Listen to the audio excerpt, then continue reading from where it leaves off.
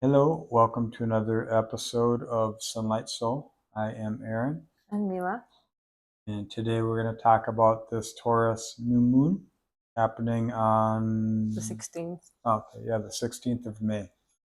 So both Mila and I are Tauruses, so we're at home with this energy, and hopefully we can share some insights, perspectives, downloads, uploads. We're going to look at a chart of this new moon, and we're also going to pull some cards on it. So did you want to say anything before Well, we get because into it? normally we both record our separate video, or at least I try to, but we have a lot of things going on, so we won't have time to do it this time. And the new moon is like in 2 days. I don't even know when we'll be publishing this, so that's why we decided to just record video together when we will show you both the charts and also pull some cards on it as well. All right, let's pull up a chart here. Wow, light is gone. Oh, and hold on, let me do something. I want what? Where are we? Here we go. Right. There now. Where is the chart? Here's the chart. All right, so the new moon in Taurus is happening at 25 degrees 57 minutes. We're going with London time here. We're keeping it global. So at the time of this new moon, it's going to be a 29-degree anaretic Scorpio rising energy with Uranus on the DC. That's going to be an interesting signature to pay attention to here. Sudden shocking change, or maybe sudden realizations. And you can see this new moon, we've got the sun and the moon conjunct. Obviously, that's a new moon, 25 degrees. Conjunct Algol, which is the demon star, which is Medusa's star, which is essentially logismoi.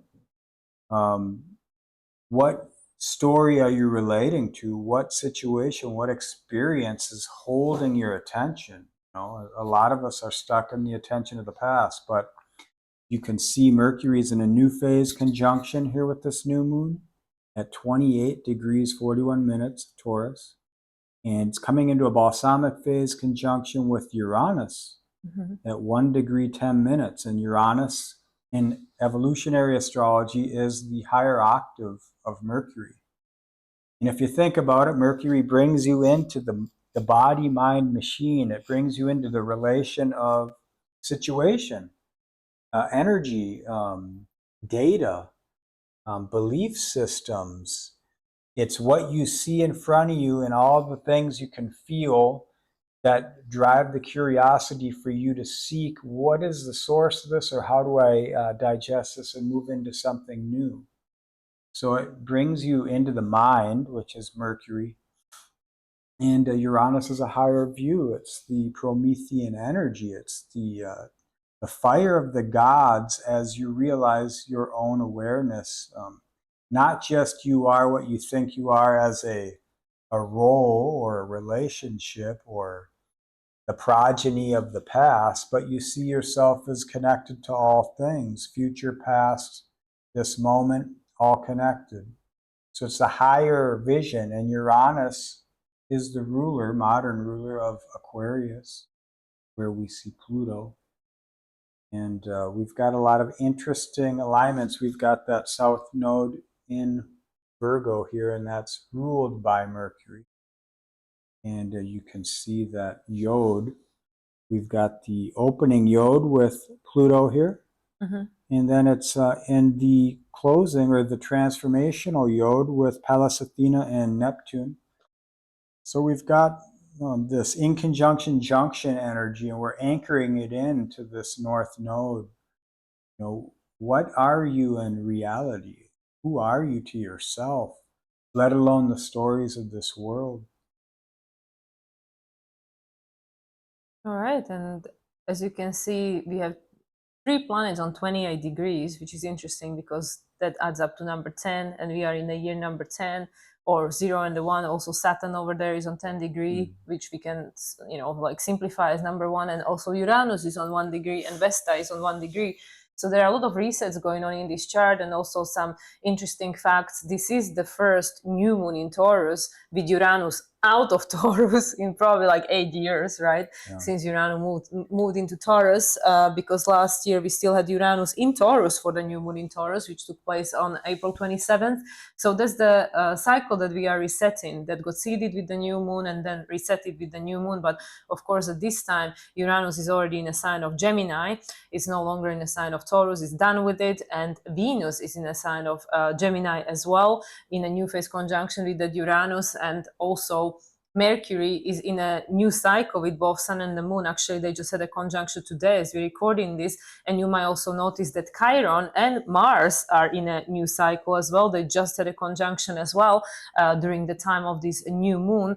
So this is, as I mentioned, resetting a lot of cycle. There is this new foundation being created for these new timelines, right? With the Uranus in Gemini, Mercury is in the sign of Taurus. It's actually on Capricornian Decan, the structure of reality. Saturn is there on the number 10. So we are restructuring. We have the opportunity to restructure reality also with that Yod pointing to the south node ruled by this Mercury on the 28 degree, which actually in fact is a Cancer degree, Cancerian degree. And we know Jupiter at the moment still is in a sign of Cancer. So closely connected to every single lunation, also exalted in the sign of Cancer. So we have with this Yod and the in conjunction, and the two signs that are making the in conjunction to Virgo, of course, being Aquarius and Aries, which are in sextile with another. We have all this stellium in Aries going on there as well. It's saying that we are not going where we've been. If we think that we know where we're going, we have no clue, because Aquarius is a break of the pattern. We're going somewhere we haven't been before. Also, this is a first lunation with Pluto in retrograde mode as the first planet that stationed retrograde a few days ago. Actually, what was it, like 6th of May or something? So it was shortly after we experienced the full moon in Scorpio, which I'm sure was being very closely felt with many people. And also, we still have that Uranus in square with the lunar nodes. It's not exact square yet, but it's already happening. And you can technically say that the moon itself is square in the lunar nodes, even though there is a 10-degree orb, but we already allowed it for evolutionary astrology. And for both, the resolution node is being the North Node in Pisces, currently ruled by Jupiter in Cancer, and Neptune in Aries. And you know, Jupiter connected to the new moon, which is happening actually in Aryan degree of Capricornian Decan of Taurus. So we are creating a new foundation. What this foundation will look like depends on the individual, because we have all these Aquarius and Aries energy, which is saying like we are starting a new cycle of individuation. And Venus, as the ruler of this lunation, is on the Aquarian degree of Gemini sign, and it's also on the Gemini degree, Aquarian Decan of Gemini and Gemini degree. 27 is a Gemini degree. So we have a lot of options. And which one we will choose depends how much we are blinded by that south node in Virgo. So we learn what we can from the past, from the structure of the reality that is being resetted, but we no longer wish to replicate it because that's not an option. Yeah, and that's, as you said, you know, Aquarius is breaking the pattern. It's beyond our conception. And a lot of us, we're limited by what we know. This is the information, this is the programming of our childhoods, our first imprints, it's our cultures, it's our legacy. It's good and bad, you know. There's a lot of good in the heritage of the past.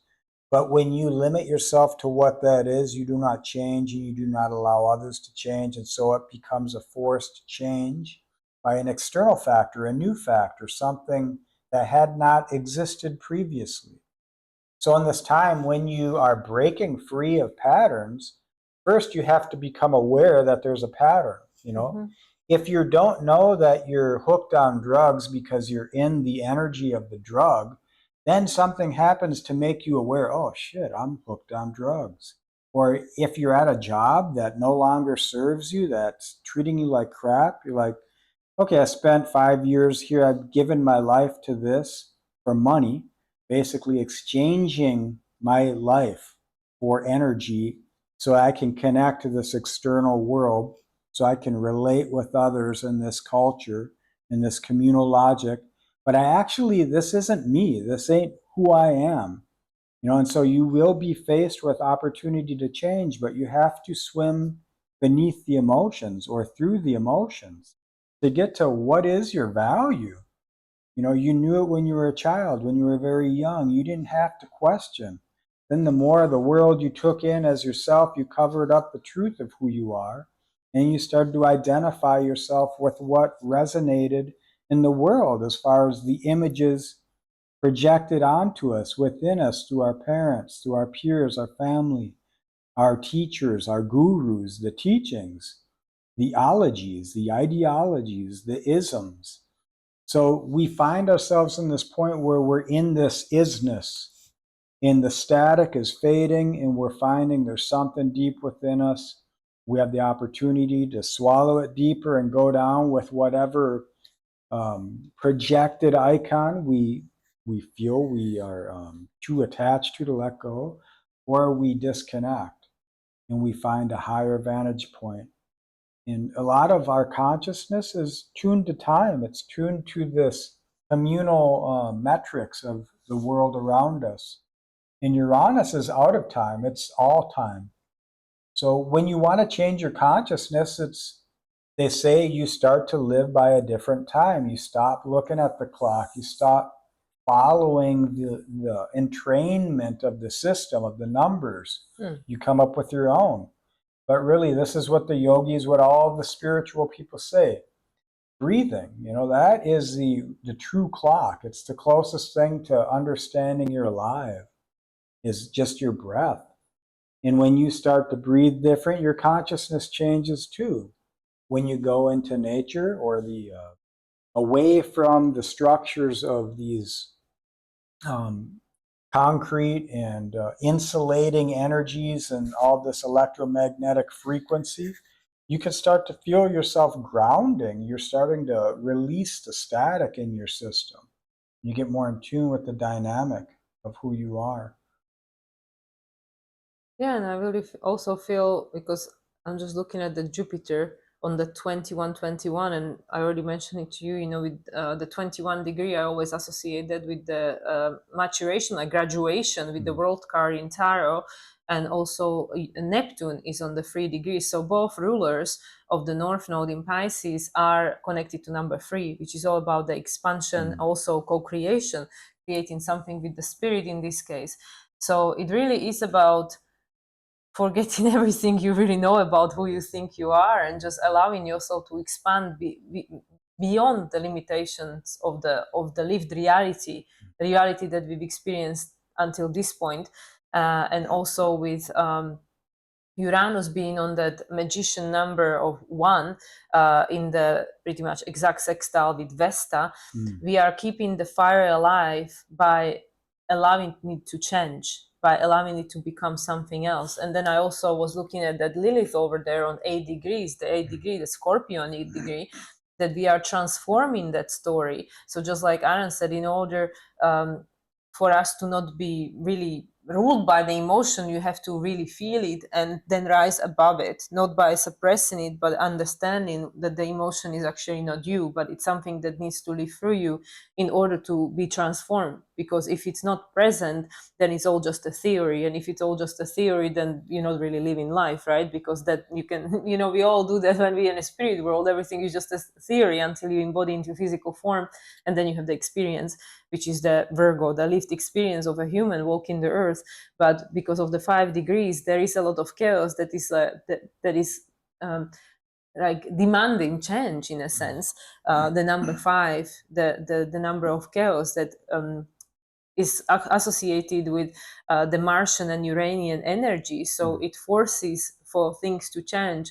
And also with that Mars, as I mentioned, in that exact conjunction during the time of this new moon, and already at this stage will be new phase for Mars.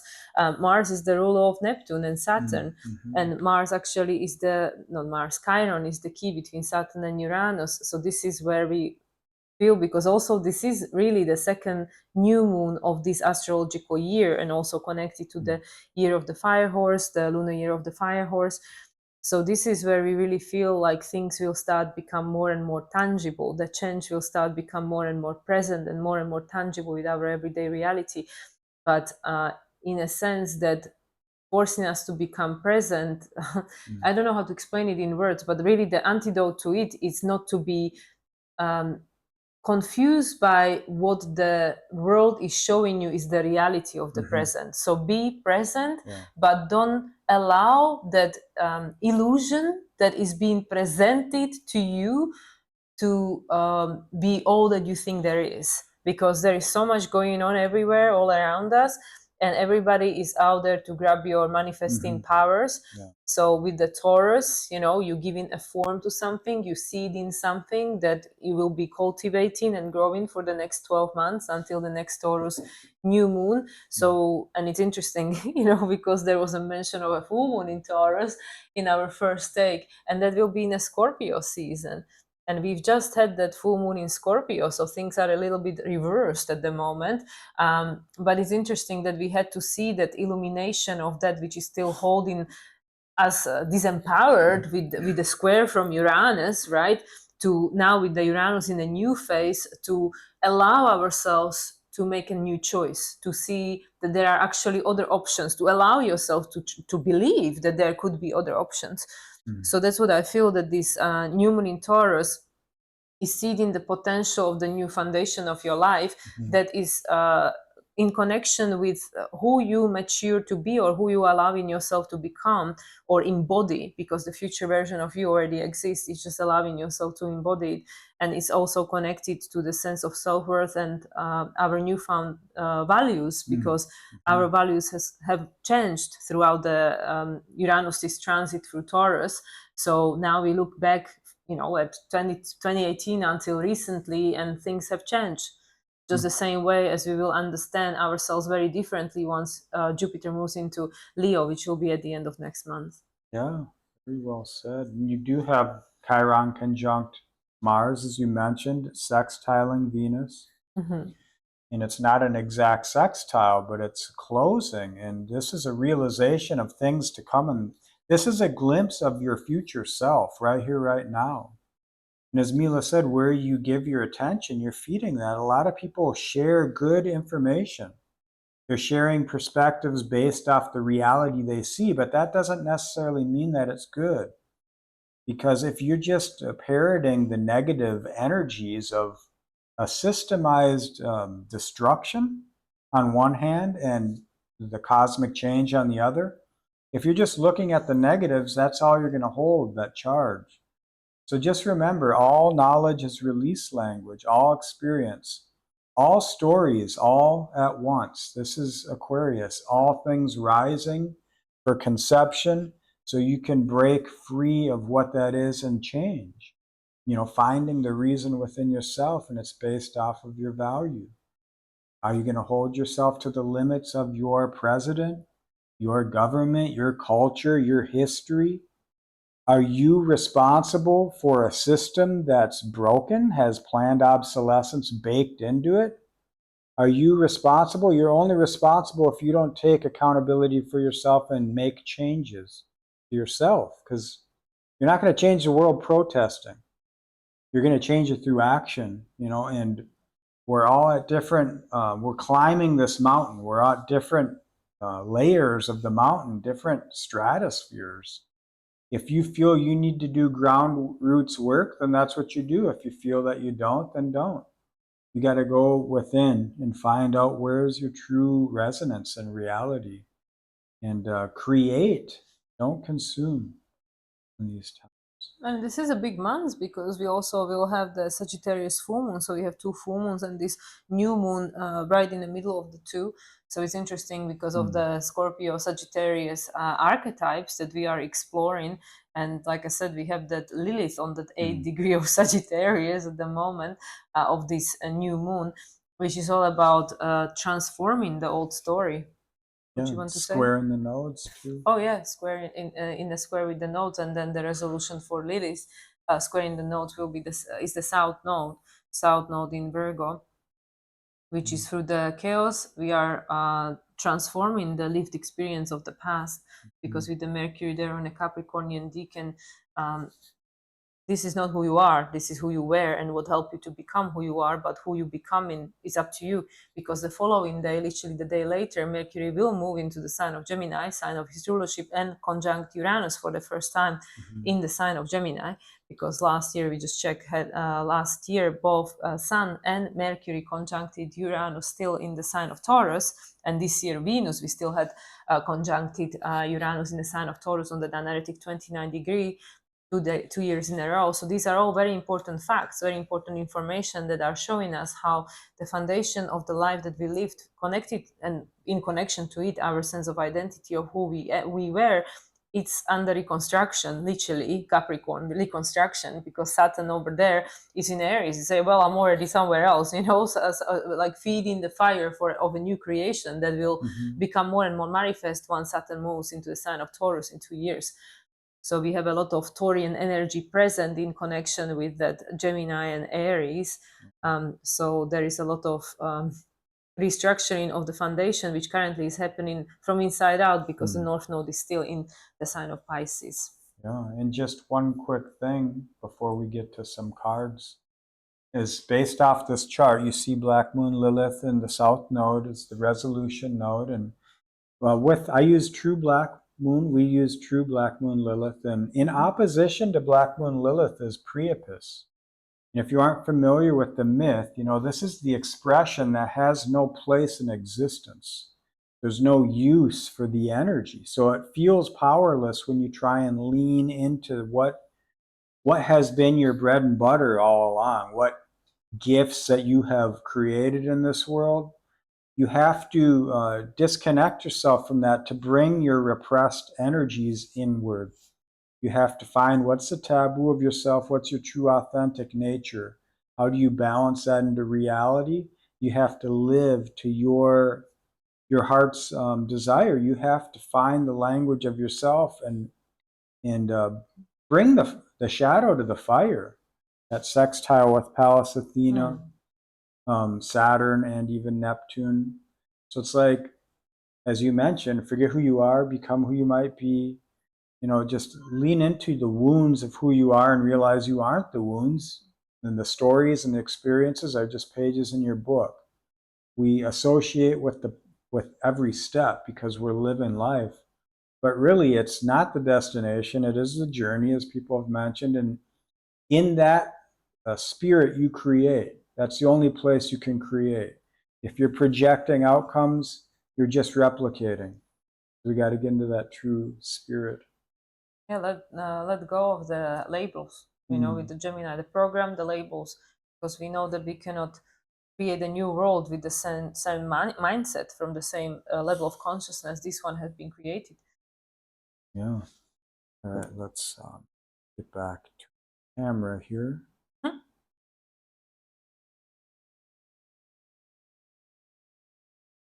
All right, that's a good view there.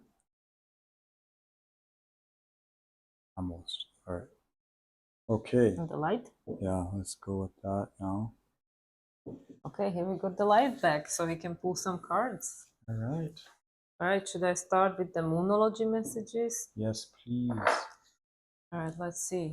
What are the Moonology messages for the new moon in Taurus 2026, happening on May 16th, or depending where you are in the world, on that 25 degrees and 57 or something minutes.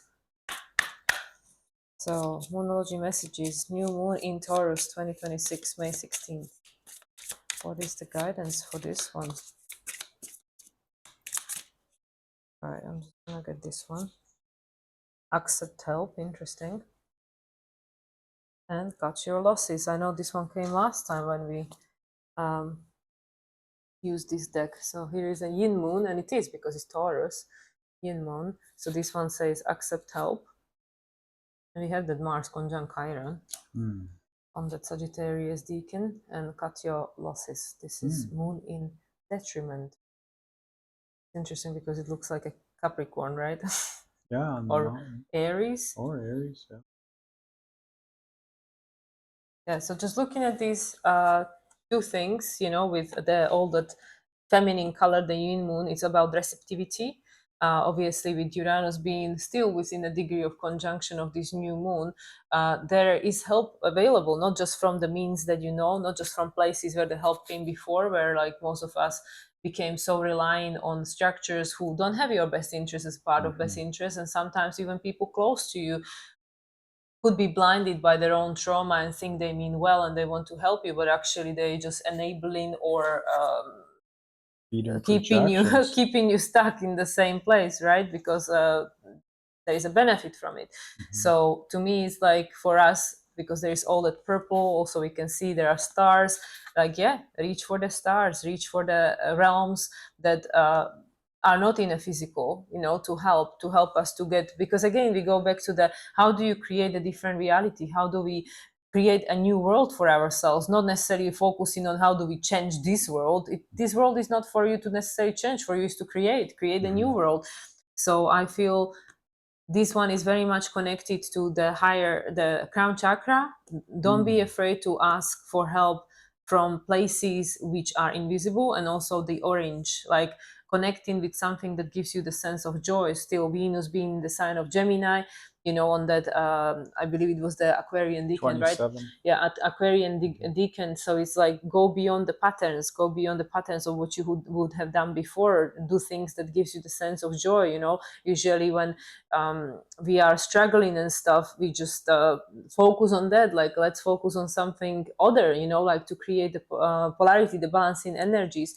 And with the cuts your losses, this to me is very much about the 28 degrees, you know, with the Mercury being there, but also the moon itself being on the 25, the Capricornian decan of Taurus, with the Uranus now in Gemini for the first time, for the new moon in Taurus. But actually this is the first new moon, any new moon, with Uranus back in a sign of Gemini, because we only had Scorpio full moon before this since Uranus moved. So we know that the structure of reality that we have enjoyed and experienced the peak of, you know, it's more or less gone, right? So it's like, okay, well, we know that this thing, I like it or I don't like it, my opinion doesn't matter. It is not gonna be here for much longer. You know, this is just the bones that remain.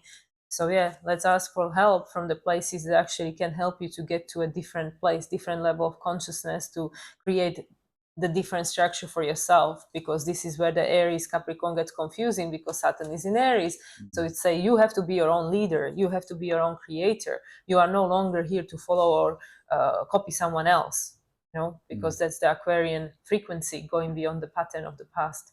Oh, very well said. And also this person, I don't know whether you can see, it's a naked woman that is in front of the portal of the cosmos. So, you know, we feel alone, because we feel like, well, either people don't understand, or, you know, like Aaron said, they're projecting their own insecurities. So they say, oh yeah, I know exactly what you mean, let me tell you, da da da, and then they just make you feel more upset or something. So yeah, this person feels alone, but there is a whole universe waiting to help.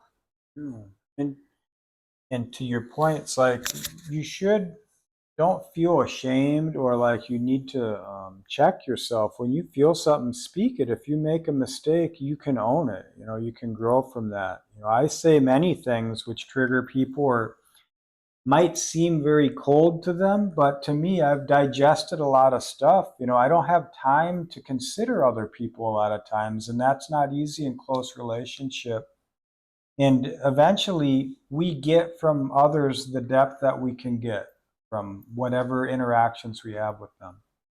And like this energy right now, as you mentioned, so this is a yin moon, you know, and it's a full moon. And between every full moon to the new moon, we're releasing. So it is a dimming of the light here. You can see that in this. And you mentioned, you know, it's like a Capricorn Aries. To me, it's an Aries moon because we're starting to see that mountain of Capricorn is actually just an illusion.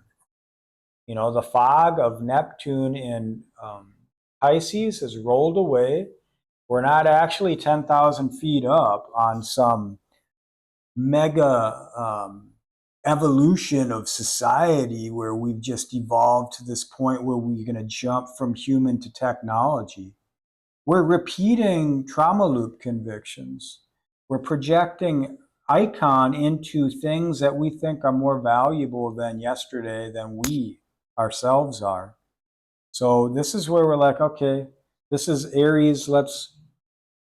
Sometimes we don't have the power or the ability, or it's not our time to act, you know. Sometimes we're ahead of the game. There's no field for us to run through. But what you can do is you can cut bait with things which actually are not you, which do not serve you, which only mire you in the projections of the past. And if you want to help other people, you must help yourself. You got to put your oxygen mask on first. You have to take off the persona of the past and allow yourself to be authentically ignorant and move with that energy. And I just wanted to add, because it says moon in detriment. Of course, moon is in detriment in Capricorn, and it says yin moon, and we both can see full moons on there. You know, this guy and this card has the full moon. So I'm wondering whether the full moon in Capricorn, because yin, you know, Capricorn is also a yin sign because of the earth element. Whether with the full moon in Capricorn, we have a more understanding of what actually is becoming seeded with this new moon in Taurus, even though, of course, the illumination of this one will be during the full moon in Taurus in the Scorpio season. But full moon in Capricorn will be the fourth of the 6 new moons that we've had last year, from Libra to Pisces this year, that were seeded on the 28th degree. So the full moon in Capricorn will be number 4. Then we just have the full moon in Aquarius, and we will end with the full moon in Pisces. So that's why I feel that with the full moon in Capricorn on 29th of June, and I know the day because it's my dad's birthday. So on the full moon in Capricorn, we might have potentially more understanding of what's actually happening. Yeah, and it goes in alignment with that Mercury-Uranus balsamic phase connection here, this conjunction that's building. You know, and they are all conjunct this new moon, Mercury and Uranus. That's right. And so let's kind of look at what here now present within us can we focus on to help us bring the spirit further into our own awareness. There's 2 ways, you know. You go myopically, or microcosmically, or macro. And the macro is usually experiences, events in the external world impressing upon you, which is always going to happen, and it helps us.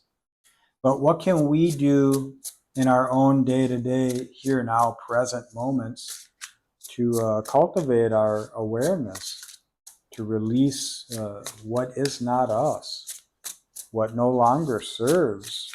How do we serve one last time by releasing whatever it is that we've been bound to, stuck to, limiting ourselves to carrying the burden of proof for other things and people and metrics which actually don't matter in the long game, and certainly don't matter in the short game if you're trying to individuate in this unsane world. So how do we be more insane here? I'm going to pull a few cards. If this one's these 3. All right, so ooh, wow, this is good. All right. So we've got 10 of Pentacles, Queen of Cups, and the Knight of Swords. So 10 of Pentacles, you know, this is happy home. This is material abundance, physical abundance, the form of abundance. You know, and a lot of us, we think, you know, we need money in order to have abundance. We need, the money gives us the freedom to choose. It gives us more time. It gives us more scale to focus our energy. But we often, in the pursuit of that projected icon, the money, we lose sight of what is true abundance, and it's being alive. How do you create abundance without money? How do you live a good life here now without casting it forward and saying, after I do this, this, and this, then I deserve this, or then I can claim this, or then it will come to me? How do we find abundance in everyday life? What makes you feel good? What honors your physical body, your mind, and your spirit? What is good to you, for you, that doesn't push your progress to the tomorrow or to next week or to next year? What can you do today to get into the feeling of abundance within yourself? Because what you cultivate within yourself creates resonance with the world around you, and it allows other people to be more in their abundance resonance. Authenticity. If you do what makes you happy, what makes you feel good, what brings joy, you can bring that to others without trying. And usually it's authenticity which makes us more open and abundant, makes us more free-flowing. And the Queen of Cups here, you can see all these little fireflies around her. She's sitting in the forest by a creek or a river or a lake. And you can see there's these reflections in the water rising up. It's almost like as above, so below, as within, so without. Where are you focusing? What makes you feel good? What's nourishing your spirit? What feeds and nourishes you? She's hanging her feet just above the water here. Her feet are still on the earth, so she's grounded in what it is to be alive without getting too immersed in the emotions of what has been. The water holds all memory. It's reflective of experience of others. It's a psychic resonance. There's good and bad in existence. You don't have to focus on the bad. You don't have to lower yourself to lowest common denominators and make choices or decisions from that place. And so choose things which are feeding and nourishing your spirit, make you happy. And now we have the Knight of Swords here. And in this card, you can see he's jumping over through this cloud, through the horizon, almost like a giant over the horizon. And he's got this glowing, what is that? Solar plexus chakra. So when you speak with conviction, when you have the authority of a truth, you have this energy of the Knight of Swords. You may not know how it's going to land with another person because it takes time to become eloquent and tactful. It takes experience. But when you ride with truth, when you're finding what is it within you that you can bring forward, how can you live life in your truth? What makes you feel alive and empowered? Is it repeating cycles of the past? Is it doing something you don't want to do every day? How can you change that? How can you do something that's honoring you, like, for instance, your job or your relationships? How do you bring yourself into this world in a more self-oriented yet respectful and honorable way? And it honors you so that you're coming in your true authenticity, and other people can resonate with that. With me, it's he's coming out of the clouds, so it's almost like you may not know where you're going, but you know where you've been, and where you've been has been a dream loop, expectations of previous outcomes, because you couldn't see really that far ahead. You couldn't see past the clouds, past the illusions of the past.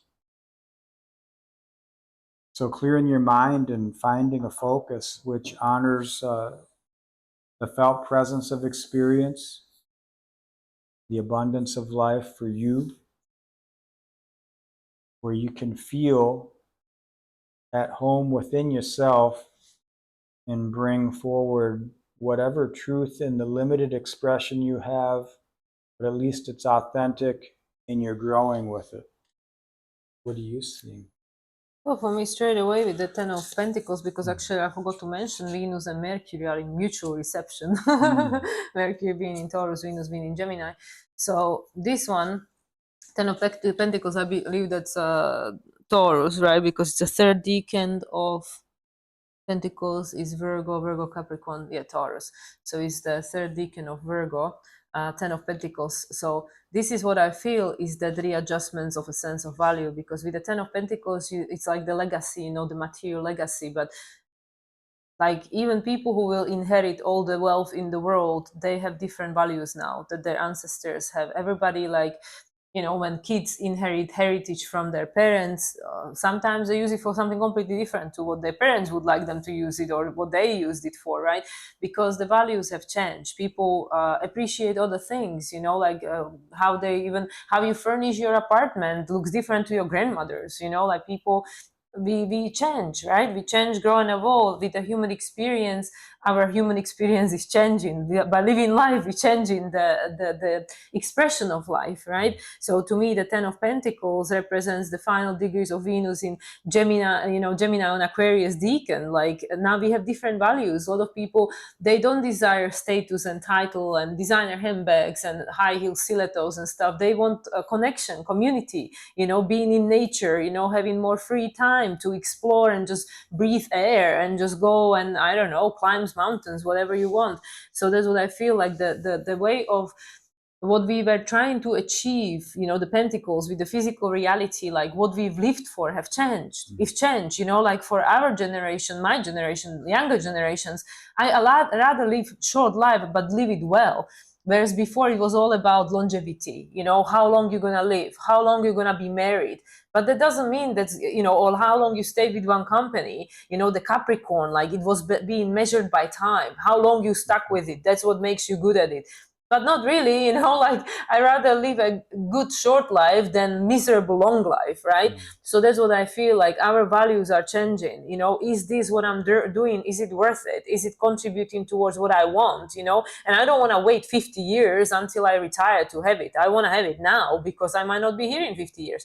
So that's what I feel with this new moon in Taurus. Even though it is a new moon, it's happening on the final degrees of Taurus, 25 degrees. That's a 7, right? Which is like the higher wisdom, a very spiritual number. Also in Tarot, there's the Chariot, one of the most spiritual cards, right? It represents Cancer, which is a sense of identity. So that's what came to me about that one. You know, the Venus in Aquarian decan of Gemini.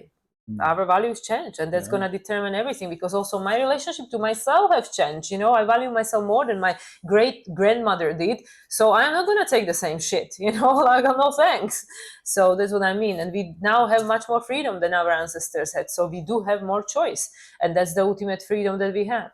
So with the Queen of Cups, this to me is definitely about connecting to your intuition, mastering the emotion, you know, trusting that impossible, trusting that invisible, you know, this is like a fairy kind of, you know, in a woods, you know, she has her feet in a, well, technically not quite in the water, but right above it. So it is about, with your feet still on the ground, but trust the impossible, you know, trust the invisible, trust that there is more than, you know, just what's occupied this world. And it's so hard for the mind to accept, because you go like, oh yeah, just visualize your dreams into reality, and the mind will give you 101 reasons why that is not possible. So it's like this continuous balancing, you know, between what I envision or desire, and then opening my eyes and seeing the reality, the facts, the Capricorn, like, oh yeah, but this is what is, right? You know, look at the numbers, right? The analytical mind that want to fill in the gaps. So mastering the emotion, trusting the emotion, allowing the divine feminine, the receptivity to guide you, you know, the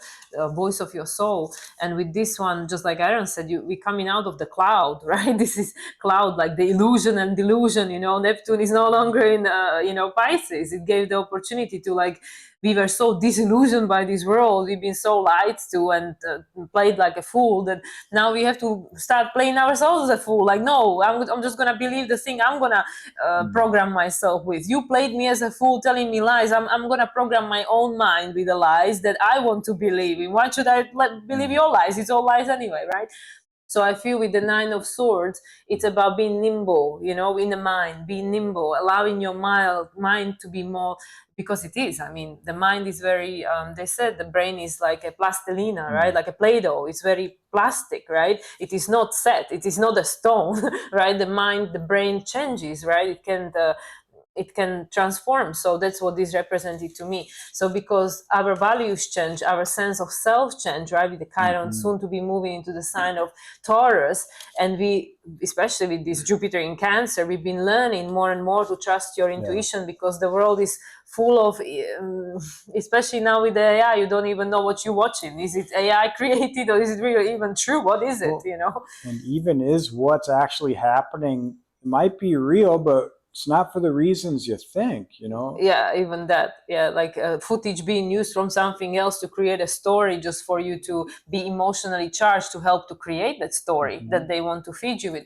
So with the Knight of Swords, and it's interesting because Aaron has another deck here, and it's Son of Swords, which is the same card. So we have double Knight of Swords. So that is a very like mutable energy, fast moving energy, like allow your mind to grow, to expand, to change. And especially with this Mercury-Uranus conjunction, first time in the sign of Gemini, which will happen the following day after this new moon. So yeah, we are entering a whole new play on this planet, right? So don't allow the in a sense, like you can say, South Node in Virgo in the low vibration, just because this was happened before and I have the evidence to prove it. Don't allow that to be the limitations of your future. We're breaking out of the box, so don't put yourself in another box. Allow yourself with this horse, year of the fire horse, to be taken into new horizons, where nothing is yet clear, nothing is yet manifest, because Saturn is in Aries. Until Saturn moves into Taurus, things are very, very malleable. So yeah, so this is what I see looking at these cards. Good. Awesome. All right, should we pull more, or should we leave it at this? I think this was good. Yeah, I think because we did the astrology as well, so we're gonna leave the other decks for another time, I believe. Yes. All right. Well, hopefully we were able to share some ideas and perspectives. And the law of relation is friction. You got to find what that is within you. So take what resonates and leave the rest. And we hope you have a good new moon in Taurus here. Thanks for watching, listening, and being. And if you would like to connect, you can always connect with us through any of the social medias. Of course, on MoonLightSoul 369. Here, Aaron is at AriesPointProject, and also you can reach either of us on through the social media, through my website moonlightsoul369.com. And yeah, we are all over the place. So just be patient with us with regards to readings. But if you do want to connect, then reach out, and I'm sure we can schedule something out. Also, if you are Taurus, you still get 25% of your reading. And also we are opening up for donation-based readings for those who just cannot invest the amount of money that we are advertising the readings for. So everything is possible, and everything can be worked on at the moment. So if you would like to connect, but you think that that is outside of your budget, but you really feel that you would benefit by working with us, then reach out to us and we can schedule something. Yeah, these are times of profound change, and we support people who want to change. Exactly. Because you're the one who's changing the world. Ultimately, all of us are. So yeah, we all here to support one another. yeah. All right. All right. Have Take a great care, time. everyone. Bye. Thanks for watching.